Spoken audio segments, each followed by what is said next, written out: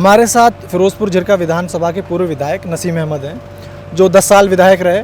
उनसे बात करने की कोशिश करेंगे कि लोग बहुत ज़्यादा परेशान हैं, रास्ते बहुत ज़्यादा ख़राब हैं, रोज़ एक्सीडेंट होते हैं, रोज़ मौतें होती हैं।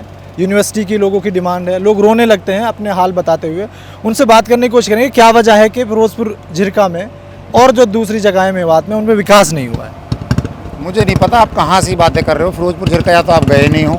फिरोजपुर झिरका के आप पहुँती गाँव के पहाड़ के ऊपर जा करके देखिए 263 करोड़ का पीने के पानी का प्रोजेक्ट, जो कि हमारे गांव में पीने के पानी की बहुत बड़ी किल्लत थी। भारतीय जनता पार्टी ने वो मेवात के और खासकर फिरोजपुर झिरका के गाँव के पीने के पानी के लिए व्यवस्था करी। आप हॉस्पिटल्स जाके देखिए, फिरोजपुर झिरका की हॉस्पिटल देखिए। ती गाँव के अंदर 200 बेड की मंजूर कर दी। अगौन में नया PSC मंजूर कर दिया। कॉलेज हमारे फिरोजपुर झिरका में कोई नहीं था, लड़कियों का कॉलेज यहाँ पर चल रहा है। और इसी तरीके से जो हमारे बच्चों को रोज़गार मिल रहा है और विकास कार्य गांव में, क्योंकि अभी बरसात का मौसम है इसलिए ज़्यादा पानी दिखाई दे रहा है। हर गांव में 5-5, 6-6 करोड़ रुपए भारतीय जनता पार्टी ने विकास राशि दी है, जो कि विकास धरातल पे भी दिखाई दे रहा है। सर, अभी पिछले दिनों में एक रिपोर्ट पढ़ रहा था कि हॉस्पिटल्स में डॉक्टर्स नहीं है। अगर डॉक्टर्स हैं भी तो क्राउड इतना ज़्यादा है कि वो लोगों को झेल नहीं पाता है।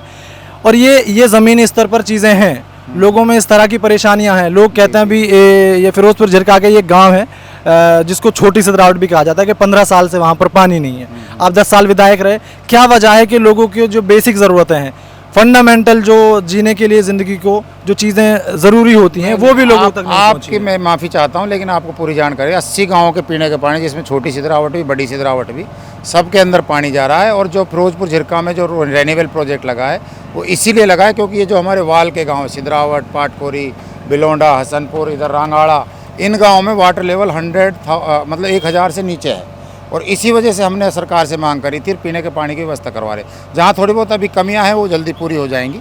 और यहाँ फिरोजपुर झिरका के अंदर जहाँ हॉस्पिटल्स की बात कर रहे हैं, फिरोजपुर झिरका की जो हॉस्पिटल थी वो बहुत जर्जर हालत में थी, वो हमने मंजूर करवा करके उसको दोबारा से नई बिल्डिंग बनवाई है। ती गाँव के अंदर PSC हुआ करती थी 1993 में, मेरे वालिद साहब मरहूम चौधरी शकरुल्ला खान जी ने उसको बनवाया था। हमने सरकार से मांग करके, क्योंकि लोगों को फैसिलिटीज़ मिलनी चाहिए, हेल्थ फैसिलिटीज़, वो 200 बेड का मंजूर हो गया और बहुत जल्दी उसकी बहुत शानदार बिल्डिंग और सारे डॉक्टर्स और मशीनरी और जो भी सिस्टम हॉस्पिटल्स के अंदर होता है वो सेटअप हो जाएगा। मांडीखेड़ा का हॉस्पिटल 100 बेड का था, वो 200 बेड का मंजूर हो गया है। नूह के अंदर 100 बेड का बेड था, हॉस्पिटल था, वो 200 बेड का मंजूर हो गया है। और आने वाले समय में जो मेडिकल है फैसिलिटीज़ है मेवात के अंदर बहुत शानदार होंगी और हमें पूरा भरोसा है कि यहाँ के लोगों को। 2018 में नीति आयोग की रिपोर्ट, आप ही की सरकार के दौरान नीति आयोग की रिपोर्ट है, मेरे पास डॉक्यूमेंट्स हैं, और मेवात को उस रिपोर्ट में सबसे पिछड़ा देश का ज़िला घोषित किया गया। जब सबसे पिछड़ा ज़िला घोषित किया गया, 49 फैक्टर्स ऐसे हैं जिन पे मेवात को आंका गया और मेवात उनमें सबसे पिछड़ा पाया।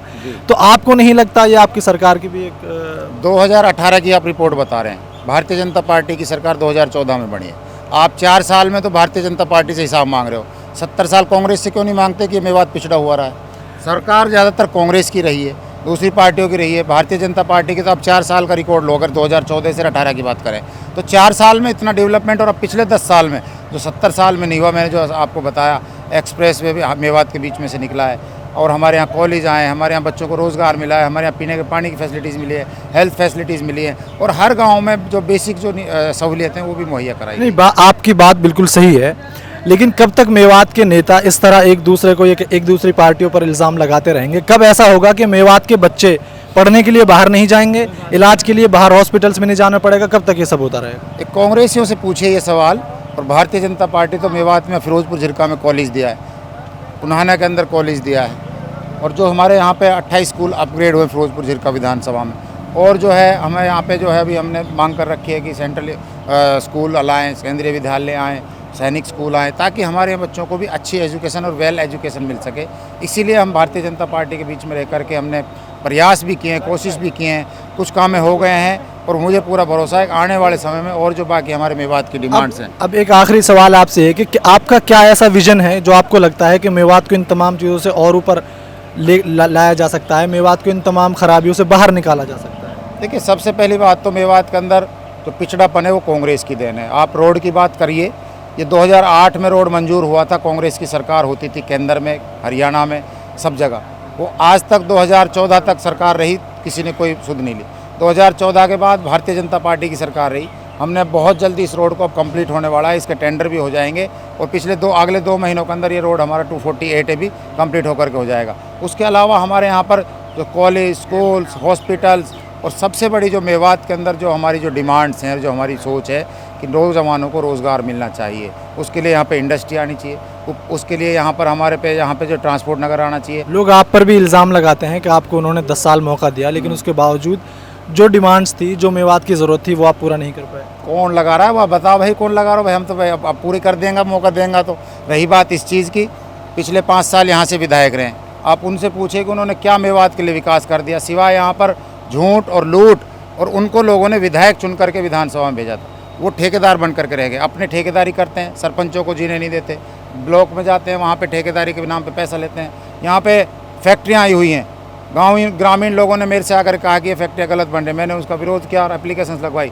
मम्मन खान इंजीनियर उन फैक्ट्रियों से खुलेआम रिश्वत लेता है, उनसे मंथली लेता है कि मैं तुम्हें हटने नहीं दूंगा। पूछे विधानसभा में क्यों नहीं आवाज़ उठाई उसने फैक्ट्रियों के खिलाफ?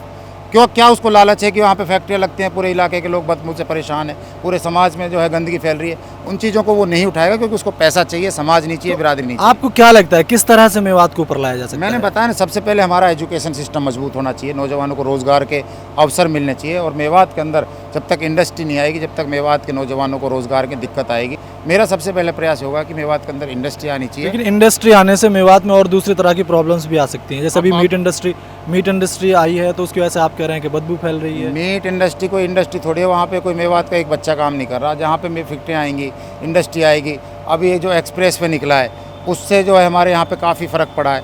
मतलब अब आप नेगेटिव बातें करें तो फिर तो कुछ भी नहीं आना चाहिए यहाँ पे, फिर तो स्कूल आएंगे तो यूनिवर्सिटी की लोगों की हमेशा आपकी भी नेगेटिव बातें मत करिए, यूनिवर्सिटी की पॉजिटिव सोचिए, इंडस्ट्री आएगी तो मेवात का भला होगा। बिल्कुल, अगर आप ये सोचते हैं भला होगा तो आप कोशिशें करिए। जी, मेवात की यूनिवर्सिटी की हमेशा डिमांड रही है, आपकी सरकार रही और दूसरी सरकारें रही, क्या वजह है कि लोग चीखते चिल्लाते रहे लेकिन मेवात को यूनिवर्सिटी कोई नहीं चीख रहा। हम जब 2014 से 18, 15, 19 के बीच में विधायक थे, मैंने सांटावाड़ी नांगल की पंचायत से प्रस्ताव देकर के विधानसभा में आवाज़ उठाई, उसको पटल पे रखकर आज भी रिकॉर्ड में है वो कि 108 एकड़ ज़मीन नांगल गांव की हमने इसके लिए दिया कि यहाँ पे यूनिवर्सिटी बननी चाहिए।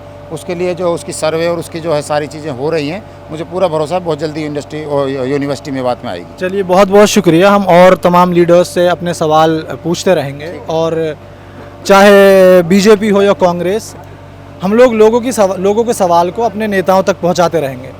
और जब इलेक्शन ख़त्म होगा, लोग जीत कर पावर में आएंगे, हम उस वक्त भी उनसे सवाल करेंगे कि उनके किए गए वादे वो पूरे कर पाते हैं या नहीं। हमारा काम है लोगों की आवाज़ को आगे तक पहुंचाना, और हम उस पर खरे उतरेंगे। बहुत बहुत शुक्रिया। देखते रहें मेवात वेव।